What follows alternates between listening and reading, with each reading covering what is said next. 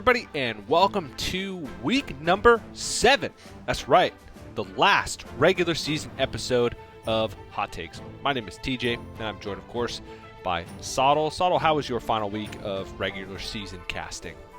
It was good, he says tentatively. Obviously mixed emotions because relegations and also and mixed in with the players going for playoffs looking for Worlds. So it's always a mixture of bittersweet, sad moments and some moments of triumph. But I did really enjoy the way the week ended because it very much felt like the final tournament had a lot of high pressure stakes on it as it got to the end. So it was a very enjoyable last week overall, I would say.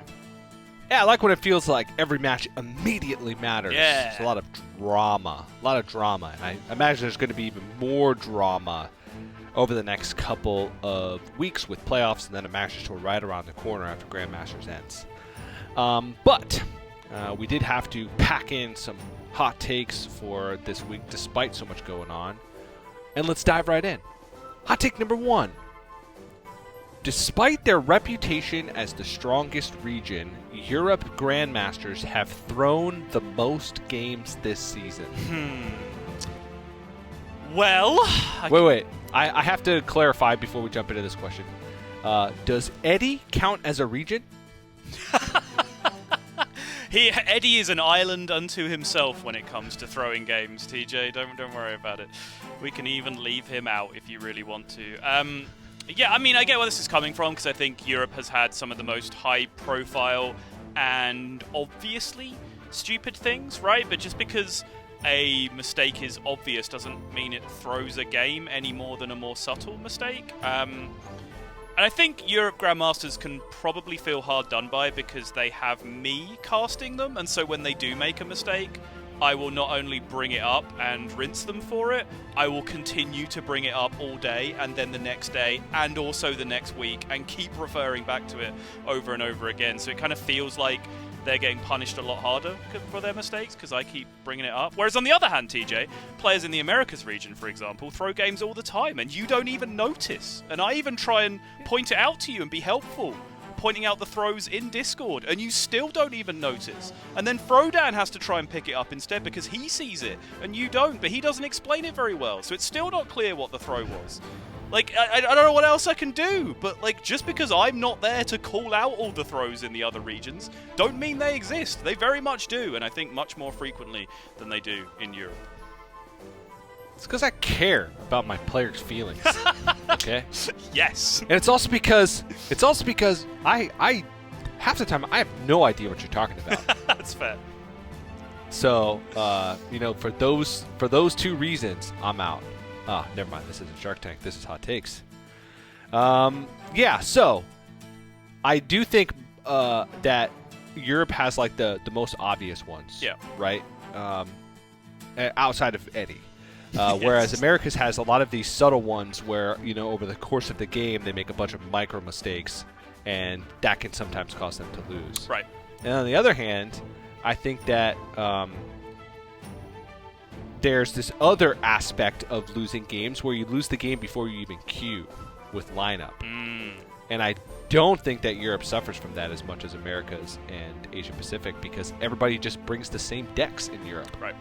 So how can you lose a bit with your lineup if you're just playing mirror matches all day? With the exception of Letta, who brought Miracle Reast a bunch of times.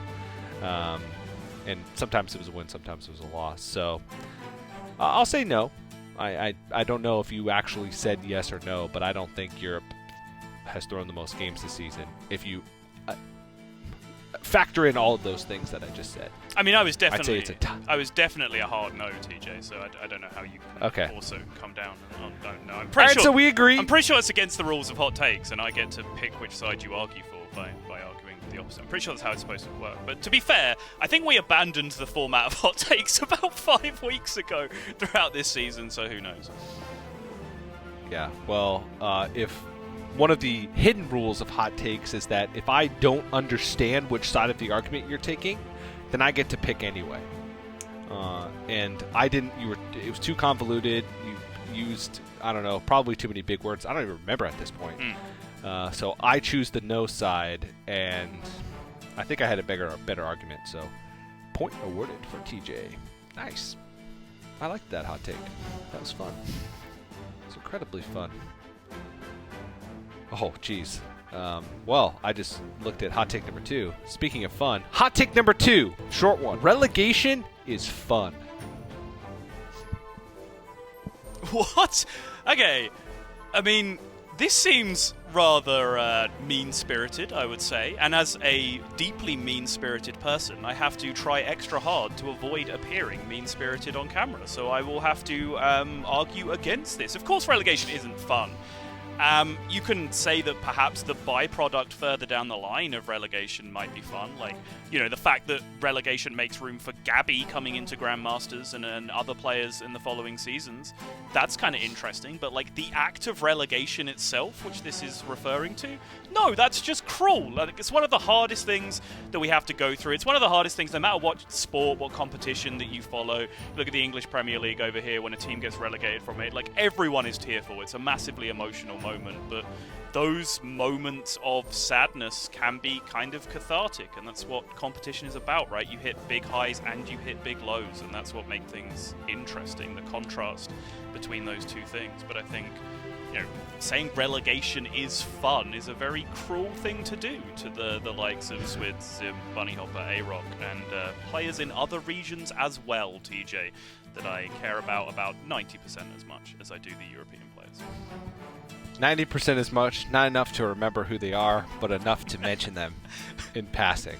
Got it. Yeah, so I think relegation is incredibly fun. It's fun in the sense that it creates drama. And that's honestly, maybe not drama as like in totality, but I'm here for stakes, right? Both literally and figuratively. Yep. Both, like, you know, physically me eating a steak after a long broadcast, yep, and steaks spelled the other way. And that drama, right, at the end of the season, where there's players fighting for playoffs, there's players fighting against relegation, it just makes things mean more and makes things more fun for me to watch and to cast. So, obviously it's not fun for the people relegated or the people that are close to the people that are relegated or the people that are fans of the people that are relegated. But the hot take is relegation is fun. And because I'm such a self-centered individual, I translate that as relegation is fun to me. I mean, and that's 100% true. No, I feel like you're not even arguing the right point here, TJ. Like, you can enjoy something without it being fun, right? Like, you can watch a very dramatic, sad movie. Like, you can watch Schindler's List. You don't say, well, that was a fun movie. But you can enjoy it. You can find it tense. You can find it dramatic.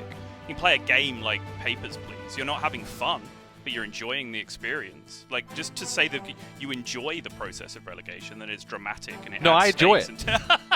Okay, no, it's that's fun. Fine. As long as as long as you're clearly clarifying that you do actually enjoy watching people get relegated. No, I actually enjoy it. Okay. I think that, you know, at least over time we've evolved to in the sense that we have enough sample size where someone can't just say I had bad beats all season long, right? Oh, Language Hacker could. If Language Hacker got relegated, he would definitely say that 100% of the time. Okay, yeah, maybe someone could do. Maybe one player out of the 11 players that were relegated could say that. But we had I'm not even saying game matches and games this season. I'm not even saying he'd be right to say that. I'm just saying he would say it. You know, he would say it. Yeah. Got it. So all 11, and even though, right, there's players that have shown in the past that they're too good to be relegated, that you'd never think in a million years that they would. I think that this is maybe the start of enough sample size where you can't have that excuse anymore. And so, the fact that we have that high stakes, it makes me more invested, makes it more fun, and we get to meet new people. We get to see new players come into Grandmasters, and we get to see their specific styles, and if they're as crazy as Briarthorn, but maybe slightly more clean in the play department, right? That's what I'm. It's exciting. It's fun. I just really enjoy the narrative of, like, we've relegated multiple French players this season, So my headcanon here is that they're all going down and they're fusing. They're like megazording into Gabby and then coming back up and being promoted as just the French amalgam of all the powers of the French players combined, now channeled into Gabby. That's at least my headcanon for what the new season's going to be like. Makes sense. Is there any other French players being promoted in Europe, or do we have to see what's going to happen? They're still up in the air. Like, Gabby's the only one that's actually confirmed at this point. Okay. Well, maybe we'll just replace him with 3 more French players. And then your analogy is stupid. Thanks, teacher. All right. Hot take number 3. The most likely player to win blank playoffs is blank. Okay, so the format of this hot take is pick a region and then decide who wins that region. You only have to pick one region, but you have to decide who's going to win that region.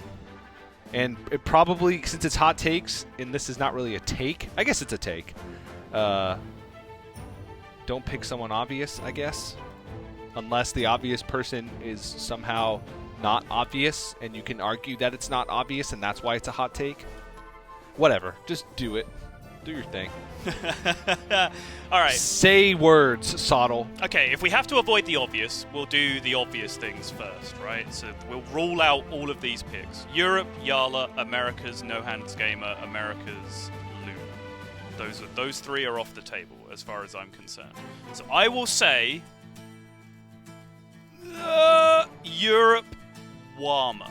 I think Wama has the right level of mad scientist vibe about him, that he might just be able to potentially cook something up on very short notice for playoffs, as our players will have to do with the mini set coming out very shortly beforehand. I think he's shown that several times throughout Grandmasters so far, where he is. I don't think necessarily all of his decks this week, for example, were great. Like, I don't personally have a lot of faith in that rogue. The rogue sucks. It was pretty bad. It looked good for a while, and then you started to see the massive gaping flaw in it, which, players like Tice figured out much quicker than I did, which was just shoot things at their face, and they die pretty quickly. But I think his, ability to just go in the lab and really come up with something out of left field is a pretty useful tool, because I think it will put him in that position where he's going to be very feast or famine, right? He's going to win the whole thing, or he's going to 0-2 out. That's basically going to be the story, because I expect him to take a risk with lineup. So if we have to go out there with a risky pick, I can't really think of anyone else better to go with than Wama. He seems to fit the bill pretty well. Okay. I mean, I will give it to you. That is a hot take. I feel like Warma just goes 2-0 up in every series that he plays, and then can't win with the one bad deck he brought that week. that feels like a Warma story. And if for some reason that 4th deck just ends up randomly being good that he brings to playoffs, sure, he can win. Nice and hot. I'll take it. All right, my turn. I'm gonna go with Muzzy. For Americas. Partially because recency bias, right? Yeah. Muzzy just kind of crushed in this previous week. And I feel like it was because he was forced to be invested, right? Obviously, he made a post at the beginning of the year that, his mind was on other things, and if he was relegated, it'd be the end, and he wouldn't be that sad about it, right? But I did see a different Muzzy in terms of like concentration and just like level of play in all of his series this past week. And that does carry over. That momentum carries over. The fact that he thought that he never had a shot at playoffs going into the last 2 weeks and then actually made it. And when Muzzy's on fire, he's one of the scariest, if not the scariest competitor in America. So some people may say that's not a hot take, but because of the position that he was in the second half of the season, I do think that's a hot take, and Muzzy's going to win. Dude, he's so good. Like, you have to be reminded now at this point, because he's been out of the limelight at the very, very top level for a couple of years at this point. But it's weird talking about like prime X in Hearthstone. It's not like you have like a physical peak where you then decay, but like Prime Muzzy. Oh my god, we got a little reminder of what Prime Muzzy looked like this week, with just some of the plays he sees, some of the lines he takes, just the tiny, minute details. Where I don't know if like you've experienced this phenomenon, but like sometimes you'll just get this vibe that a player's playing really well, and it like focuses you as a caster. You're like, okay, I have to catch all of these tiny little things that they're doing. And like Muzzy just like sets off that trigger for me, perhaps more than like any player in history. I guess like Prime Huntrace, I guess, was the one that's up there with him. But yeah, he's such a good player when he's on. You're absolutely right. And then special shout out to Give Please in Asia Pacific. Okay. No idea why. Just pick someone that I feel like could win. Which is literally anybody. I picked at random out of the 8 players that are in Asia Pacific playoffs. TJ spun the roulette wheel that's in his brain, which coincidentally is how he makes every decision in his life, and it fell on Give Please. Yep. I ruled out Surrender immediately because, you know, he's Surrender. I ruled out the top two and Alutemu by proxy because he's been doing well. And so it was between like Alan, Give Please, and Jackson. And I just picked Give Please because I feel like it. And Derek and Gia might be mad that we don't mention their region enough on Hot Takes. Oh, I should have picked Alan. Alan, I love you. You're the best player in the world. Okay, just you know it. You are, all right. but you are. There you go. There's a shout out. Yeah. Honestly, I think I only gave points for the first Hot Take. Yeah, that's definitely true. I only gave points for the first Hot Take, and I don't think I feel like giving points for the second or third Hot Take this week. I feel like we both put up compelling arguments. I feel like we can both hold our heads high as we walk away from our computer desks on this one, Saul. I feel like we've developed a rapport with each other that's on a deeper level, and I feel like we've developed a connection with our content. And honestly, it's priceless. But I still win because I gave myself a point for the first Hot Take, and that's the only one that I'm going to give points for this week. Which is also very important, right? As much as we value our rapport and the connection that we have, you winning is, of course, the most important thing that people need to take away from Hot Takes. But you're right, I enjoyed this week. I think we just had a nice, friendly discussion about some hot-button issues. We didn't even necessarily disagree all that much. We just sat around and we put the world to rights, TJ, and you know, what better is there to do with our time? That's right. We came to the conclusion that watching other players get relegated from Grandmasters is incredibly fun. That's the conclusion, and we'll run with it. All right. But we do have playoffs coming up for all 3 regions this weekend, right? Same broadcast times that we're going to be seeing, I believe, across the board. And then 2 weeks after the playoffs this weekend, we have Masters Tour Dalaran, which is going to kind of end the current cycle of Grandmasters. We're going to get to see who's going to come in Season 2. It'll be fun. So we have a lot of Hearthstone still left to come, and you guys can check it all out on playhearthstone.com/esports, and it'll all be broadcasted on youtube.com/Hearthstone Esports. But that's going to do it for Week 7 of Hot Takes. Thanks for watching, and we'll see you next week.